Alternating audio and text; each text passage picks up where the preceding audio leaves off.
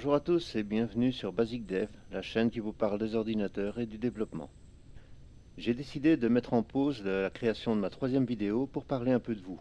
Cela fait maintenant 2 semaines que j'ai officiellement ouvert ma chaîne YouTube et vous avez été plusieurs via les commentaires, les réseaux sociaux et sur le forum de la Vidéothèque d'Alexandrie à me fournir beaucoup d'aide pour m'améliorer dans l'audiovisuel. Alors à tous, un grand merci à vous. Pour ma première vidéo, postée le 6 juillet, donc à peine une dizaine de jours, vous avez déjà été une centaine à regarder cette vidéo. Et dans les statistiques, ce que je remarque en fait, c'est que vous n'avez mis que du positif.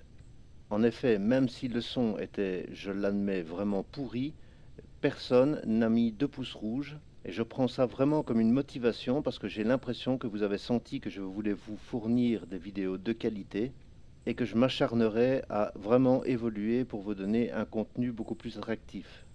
Idem pour la deuxième vidéo, à peine 5 jours, une quarantaine de vues et vous êtes déjà 5 personnes à aimer la vidéo. J'espère que vous vous êtes rendu compte de l'amélioration qu'il y a eu avec le son, mais j'ai vraiment bossé dessus. Rien que pour ça, j'ai vraiment envie de vous dire merci. Voilà, j'en ai fini avec la séance de pommade, nous pouvons maintenant entrer dans le vif du sujet. Il y a quelques jours, je vous ai proposé de répondre à une enquête.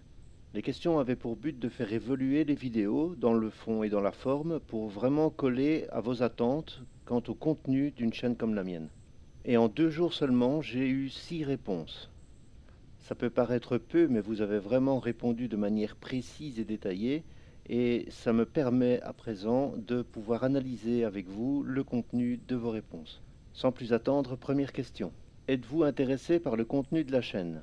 Pour une grande majorité, vous avez répondu oui et ça me motive vraiment à continuer à vous fournir des sujets qui vous intéressent. Vous allez me dire, évidemment, ce sont les personnes qui suivent mes sujets qui répondent et donc forcément, eh bien, on peut remarquer par exemple que j'ai un petit curieux ici qui a répondu.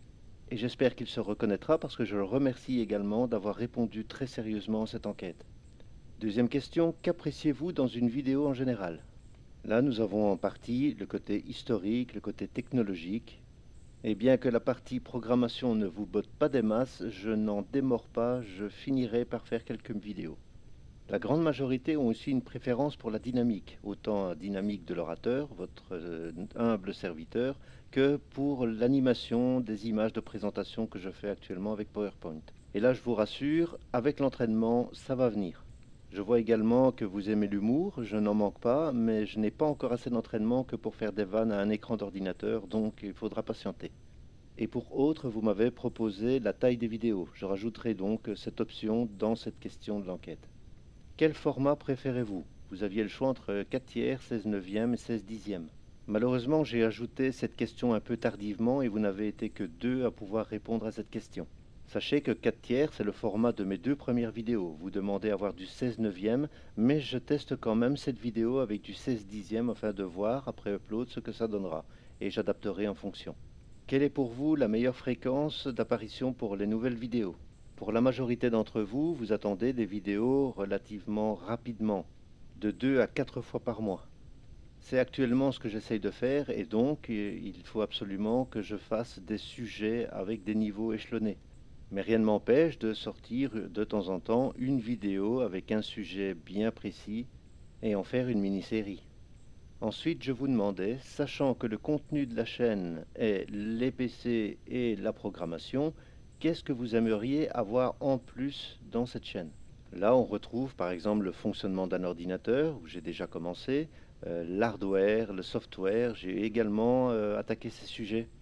De très bons sujets auxquels je n'avais pas pensé, comme les bugs ou l'explication des blue screens de la mort qui tue, et aussi ma première demande en développement. Mais ça, de toute façon, je comptais quand même le faire.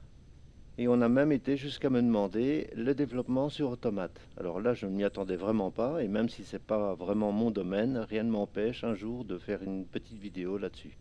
Question suivante, je vous demandais quel était le plus important pour vous entre la qualité et la quantité, à savoir que je ne pouvais pas vous donner de la qualité et de la quantité en même temps. La qualité ici, c'était surtout pour les sujets étoffés, où je rentrais vraiment dans le détail. Et donc, rentrer dans le détail sur un sujet précis me prend beaucoup plus de temps et ne me permet donc pas de sortir beaucoup de vidéos sur le mois. et la majorité d'entre vous préfère ce type de vidéo. Cette question elle est redondante par rapport à d'autres, mais j'ai vraiment mes raisons de la poser et je ne peux pas vous les expliquer, sinon ça fausserait les résultats. Ensuite, quelle est la meilleure durée d'une vidéo? Là, vous m'avez répondu clairement entre 15 et 20 minutes. Et même si certaines personnes préfèrent avoir des vidéos de 5 minutes, je pense que je vais essayer de me tenir à 15 minutes maximum par vidéo. Faut-il revoir le fond sonore? Ici, je faisais allusion à la musique de fond et là, clairement, il y avait quelque chose à faire. D'ailleurs, dans cette vidéo, je n'ai pas mis de musique, je vais faire mes tests plus tard, je voulais absolument sortir cette vidéo au plus vite. Faut-il revoir les couleurs de fond? Là, je vous avoue que ça fait des dizaines d'années que je travaille dans l'informatique et depuis le début, j'ai toujours fait attention à mes yeux et donc la luminosité de mes écrans a toujours été assez basse. Et donc, je ne me rends pas vraiment compte de l'impact de certaines couleurs que j'utilise. Et comme clairement vous avez demandé à ce que je fasse attention à ça et que l'autre partie trouve ça facultatif, j'ai décidé de changer les couleurs et je devrais normalement contenter tout le monde. D'ailleurs, n'hésitez pas dans les commentaires à me dire si cette couleur vous va. Je devrais peut-être faire une question supplémentaire dans mon enquête. Faut-il revoir la dynamique de l'orateur? Encore une fois, pour vous, ça paraissait important. Et comme je n'ai pas l'habitude de parler à un écran d'ordinateur, je fais vraiment des efforts pour avoir un peu plus de dynamisme dans mes discours. Et je vais même tricher un peu en coupant tous les blancs qui vont se trouver dans cette vidéo. Faut-il revoir l'interactivité? Alors en fait, le système de l'interactivité par les annotations que propose YouTube, je les avais implémentées justement parce que mes premières vidéos étaient assez longues. Et lors de revisionnage de vidéos, vous aviez à ce moment-là la possibilité de pouvoir passer d'un chapitre à l'autre relativement facilement. Je trouvais ça vraiment sympa. Mais à ce moment-là, je ne connaissais pas bien le fonctionnement de YouTube. Maintenant, je sais que sur certains supports, ces annotations, vous n'y avez pas accès. Et comme mes vidéos sont de toute façon trop longues, ces annotations n'auront plus lieu d'être. Il reste donc la dernière partie où je vous demandais vos différentes remarques, propositions, suggestions, et c'est là où vous avez vraiment été prolifique. J'ai trouvé masse d'informations pour pouvoir améliorer les vidéos, pour contenter le plus grand nombre possible, avoir un meilleur rendu, des idées de contenu et même pour le matériel que je pourrais utiliser. Et je vais commencer par les petits mots de motivation que vous m'avez laissés. Continue, félicitations, ne te décourage pas, tu rocks mon vieux. Franchement, ça fait plaisir. Mais pour en revenir au côté technique, on me signale que je suis trop long, qu'il y a trop d'hésitation, que les fonds sonores n'est pas terrible, les couleurs non plus. Et là maintenant, je sais vraiment sur quoi je dois travailler pour avoir un meilleur rendu dans les vidéos. J'ai même eu droit à un conseil de pro au niveau de la musique, pour certains instruments à éviter, le style de musique à éviter, ne pas prendre de chanteur et même les fréquences à modifier pour pouvoir avoir un meilleur rendu et que les musiques ne viennent pas empiéter sur ma voix. Voilà, l'analyse de l'enquête est terminée et je vais passer maintenant à la suggestion qui est encadrée en rouge. Personnellement, j'aurais apprécié que tu t'attardes beaucoup plus sur les différents composants d'un ordinateur, quelques termes techniques, expliquer le fonctionnement et le principe caractéristique, etc., etc. Je vais y répondre dans quelques secondes et je rejoins la petite note d'un autre membre qui me dit être curieux du plan global de mes cours, de la chaîne et du contenu. Cela nous amène donc à discuter de la ligne directrice qui me motive à faire ces vidéos. Alors au départ, je voulais vraiment montrer aux personnes que le développement informatique était vraiment à la portée de tout le monde, qu'il suffisait d'expliquer les choses simplement, clairement, de manière ludique, avec quelques petites pointes d'humour, et qu'avec quelques petites vidéos, on pouvait vraiment susciter l'intérêt de certaines personnes réticentes et même à démystifier la bête comme je l'ai mis dans la description de ma chaîne. Mais si je veux être complet, je ne peux pas expliquer le développement informatique si je n'explique pas ce que c'est que l'informatique, à savoir qu'est-ce qu'un ordinateur, les différents types d'ordinateurs, où on peut les trouver. Ensuite, donner quelques détails sur les composants des ordinateurs et tous les périphériques. Je ne pouvais pas non plus éviter la communication qu'il y avait entre ces composants, en distinguant le système numérique, les différentes couches, la partie software, hardware, les OS, les différents langages, le réseau et pourquoi pas le web. Et pour toucher le plus grand nombre de personnes, je ne pouvais pas non plus faire ça de manière linéaire, à savoir expliquer tout sur les ordinateurs et 3 ans après arriver seulement aux couches, au software ou même au langage de programmation. Ça n'aurait pas vraiment eu d'intérêt et je n'aurais pas touché le plus grand nombre. Donc ma ligne directrice est plutôt par niveau. Ainsi, je prévois d'abord de voir une vue d'ensemble, ensuite les différentes couches, puis une vue détaillée de chaque élément de la couche, et puis approfondir les éléments détaillés. Et c'est un peu ce que j'ai essayé de faire avec les 2 premières vidéos, où d'abord j'explique les ordinateurs, dans les ordinateurs les composants, les périphériques, avec un petit peu de communication, et dans la 2e vidéo, commencer par les systèmes numériques pour vraiment bien mettre en place les systèmes de communication qu'il y a entre les composants. Et donc, tout en avançant dans les vidéos pour vous expliquer chaque élément, chaque sujet, de manière globale, et j'aurais pu intercaler des vidéos qui venaient en complément des sujets dont j'avais déjà parlé, mais cette fois-ci avec plus de détails. Et suivant la complexité du sujet, il pouvait y avoir 2, 3, 10 vidéos qui pouvaient parler de ce sujet dans le détail de A à Z.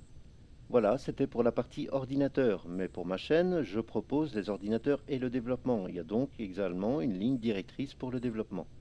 À partir d'un certain niveau de compréhension, j'aurais déjà pu commencer à mettre des vidéos sur les lignes de code, où j'aurais pu également vous présenter les types de données, les bases de données, les différents langages de programmation, les différents IDE auxquels vous aurez affaire et tout ce qui peut graviter autour.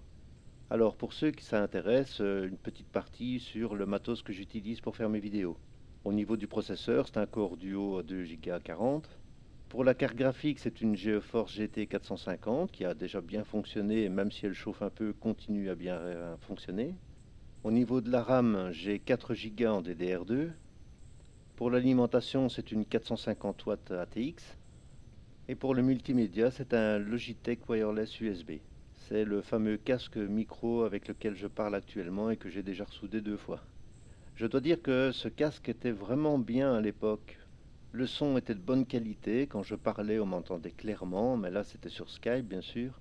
Mais il a un gros défaut, l'enceinte côté gauche est très fragile et après pas mal d'utilisation, il tombe en panne. Il faut savoir que mon casque, je l'ai déjà remplacé 2 fois sous garantie.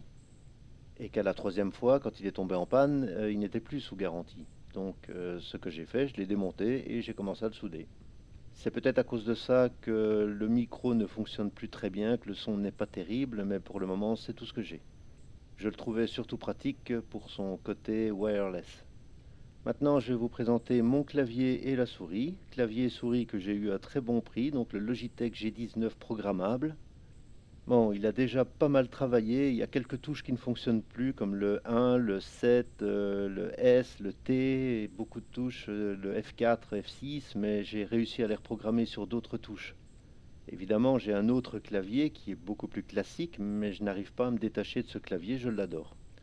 Donc, tant que je peux encore l'utiliser, je le garde. Et pour la souris, c'est une WoW MMO Gaming que j'ai eu aussi à très bon prix, avec plein de boutons programmables partout, j'adore ça. Voilà pour le matériel. Pour ne pas se quitter brusquement comme ça, je vais vous mettre une annotation vers le haut si vous y avez accès pour accéder directement à la fin de cette vidéo, parce que maintenant je vais vous parler de mon compte Tipeee. Je sais que pour certains c'est assez mal vu de parler de ce genre de compte, c'est pour ça que je vous mets l'annotation pour passer cette partie, mais je voulais quand même vous expliquer pourquoi je m'étais mis sur Tipeee et ce que j'attendais réellement de cette plateforme. Donc en fait, comme je l'explique sur Tipeee, ce n'est pas pour faire de l'argent, parce que si vous voulez des cours ou des tutos en informatique, c'est vrai qu'il y en a à l'appel sur Internet. Et c'est pas mes vidéos qui vont faire la différence. Non, si je l'ai fait, c'est vraiment pour ce que Tipeee offre comme service. Ainsi, si vous voulez soutenir ma chaîne, je vous explique ce que je ferai de l'argent qui me sera attribué. J'ai donc différents objectifs. Le premier, prioritaire, étant avoir un micro digne de ce nom. Je m'étais renseigné et apparemment une installation nomade était parfaite, entre 150 et 200 euros. Mais dans les remarques que l'on m'a laissées dans l'enquête, j'ai d'autres sources que je dois vérifier et je mettrai à jour sur le site de Tipeee si besoin est. Le deuxième objectif secondaire serait de changer cette machine, parce que j'aimerais bien pouvoir travailler avec un petit peu plus de mémoire, pouvoir avoir une machine qui travaille en 64 bits et un disque dur externe qui va me permettre de pouvoir garder le travail que je fais, parce que pour le moment, je n'ai pas de ressources suffisantes pour pouvoir garder toutes les vidéos et donc je les efface au fur et à mesure. Le troisième objectif, qui est vraiment facultatif, c'est pour avoir une vidéo et peut-être même me présenter directement à vous en vidéo avec l'éclairage qui vaut à peu près pour 450 euros. Et enfin, si vous êtes vraiment malade, s'il me reste encore de l'argent, il y a un dernier objectif qui est vraiment pour le confort, c'est de travailler avec un deuxième écran qui est beaucoup plus facile en développement déjà et qui va me permettre aussi de pouvoir changer mon clavier et avoir un clavier un petit peu plus en ordre et ne pas devoir à chaque fois reprogrammer une touche qui disparaît. Encore une fois, il n'y a aucune obligation, vous pouvez aller faire un tour, regarder ce que j'ai mis dans les commentaires, il n'y a pas de souci. Maintenant, je vous remercie d'avoir regardé cette vidéo, merci d'avoir répondu à l'enquête. Vous pouvez me retrouver sur Facebook, sur Twitter, sur Google+. Si vous avez aimé, n'hésitez pas, mettez un pouce bleu ou rouge, c'est vraiment comme vous voulez. Et vous pouvez également vous abonner à la chaîne. Tous les liens seront dans la description de cette vidéo. Merci encore et à bientôt pour une prochaine vidéo.